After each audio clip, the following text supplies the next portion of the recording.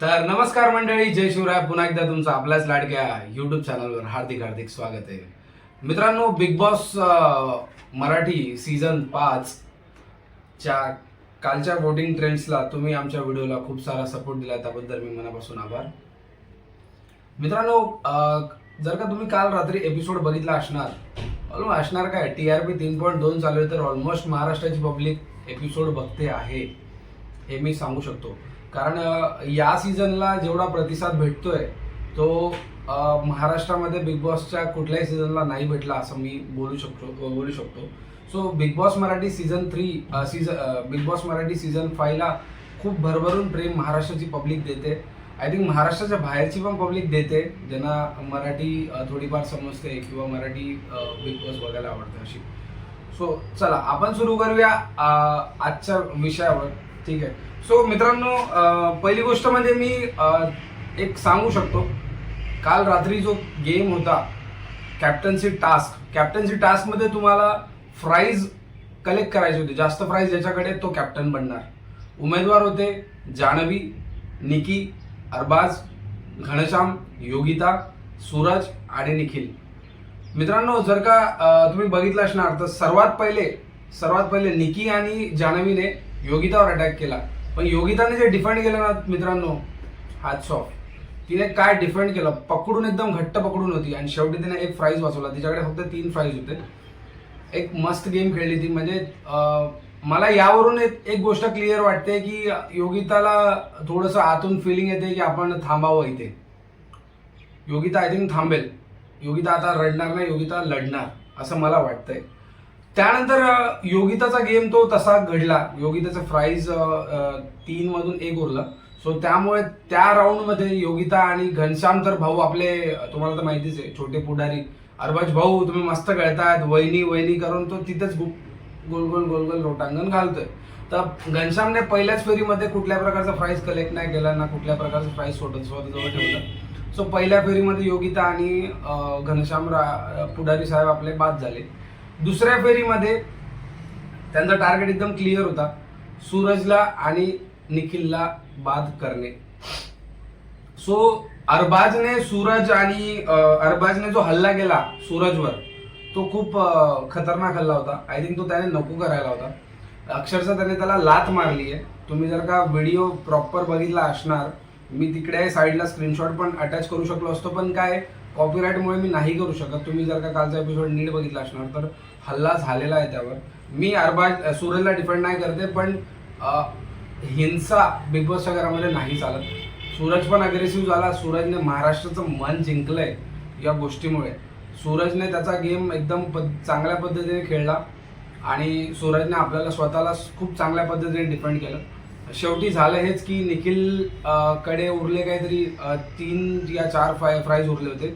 अरबाजने त्याच्या स्ट्रेंथच्या हिशोबाने निखिलकडनं ते प्राइज हिसकावण्याचा प्रयत्न केला आणि तो त्यात सफलही झाला. त्या ठिकाणी मी निखिलची गोष्ट बघितली.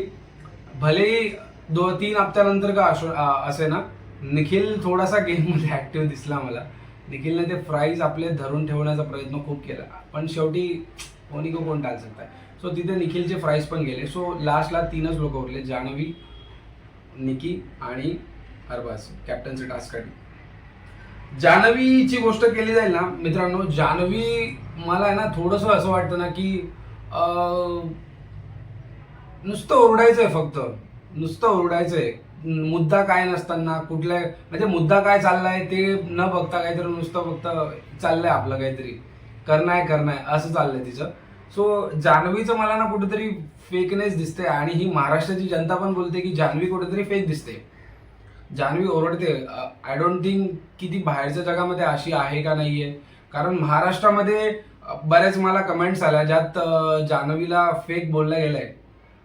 आता जान्हवी रिअल लाईफमध्ये अशी आहे की जान्हवी फक्त गेमसाठी अशी करते हे तर जान्हवीलाच माहिती. सो जान्हवीबद्दल जास्त बोलण्यासारखं काही जान्हवीत आहे नाही. सो आपण जान्हवीबद्दल काही जास्त बोलणार नाही. ठीक आहे मित्रांनो, माझा आजचा मुद्दा आहे ना, मेन मुद्दा तर हाच होता की आपले वैभव दादा काय करायलाच लागा. अरे आपण पुण्याचे आहे की, असं काय करतोय राव. कशाला तर अरबाजच्या मागं फिरायला लागलास तू. अरे जरा स्वतःचा गेम खेळ की. वैभव दादांचं चाललं काय माहिती का, वैभव दादा सध्या फितुरासारखे काम करतायत.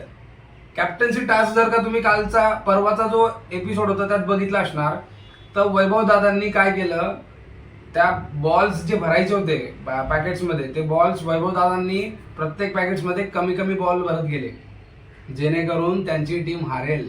पण वैभव दादांना हे नाही समजलं की त्यांची टीम म्हणजे तो स्वतः पण आहे त्यामध्ये. आपण सुद्धा कॅप्टन्सी टास्कसाठी लढतोय. सो अरबाजलाच कॅप्टन बनवायचे, तर मग तू कशाला थांबलाय बाबा, जा ना घरी. आणि आजच्या एपिसोडमध्ये तुम्हाला दिसणार आहे, जर का तुम्ही प्रोमो बघितला असणार तर प्रोमोमध्ये तुम्हाला दिसणारच की वैभव दादांची आपल्या रितेश भाऊंनी खूप चांगली क्लास लावलेली आहे. कारण काय, प्रोमो जर बघितला असणार तर तुम्हाला समजेल. मित्रांनो, प्रोएक्टिव्हली बिग बॉस बघत असणार तर तुम्हाला कळेल मी काय बोलतोय. हो, वैभव दादा आपल्या इरिना ताईंना, ज्या आपल्या रशियन आहेत, त्यांना मराठी शिकवत आहेत. भाऊ, आधी तुम्ही तर तुमची मराठी सुधरवा. भाषा काय लिहिता तुम्ही, भाषाला भाषा काय. भाऊ, पहिले तुम्ही स्वतःची मराठी सुधरवा. बाकी काय ना म्हणणार, बाकी आपला गेम स्वतः खेळा. बाकी पॅडी दादा मस्त होते काल, आपली शायरी बिरी मस्त एकदम त्यांनी केली. बाकी अंकिता ने आपला मुद्दा मांडला, त्याबद्दल मी अप्रिशिएट करतो की तिने तिचा मुद्दा मांडला. मला सांगायचं आहे की बाकी पब्लिक जे आहे, पॅडी दादा, आर्या, अंकिता, डीपी दादा, तुम्ही पण थोडंसं खेळा. तुमचा गेम दिसत नाही, तुम्ही शांत नका राहू. तुमचा गेम दिसला पाहिजे, जेणेकरून महाराष्ट्राची पब्लिक जी आहे ती तुम्हाला अजून प्रेम करेल. ऑलरेडी खूप सारं प्रेम तुम्हाला करतायत, पण अजून तुम्हाला प्रेम करतील, त्यासाठी तुमचा गेम तुम्हाला दाखवायला लागेल. सो तुम्ही खेळा, गेम आपला सुधरवा, मस्त खेळा, चिल राहा, काय सीन नाहीये.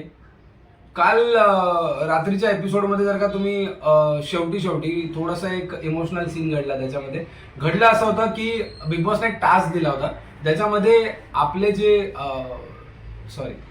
वारलेत, कोणाचे आई वारली, कोणाचे काका, कोणाचा भाऊ, कोणाचं काय, ते सगळे वारले त्यांना आपण एक फोन करणार.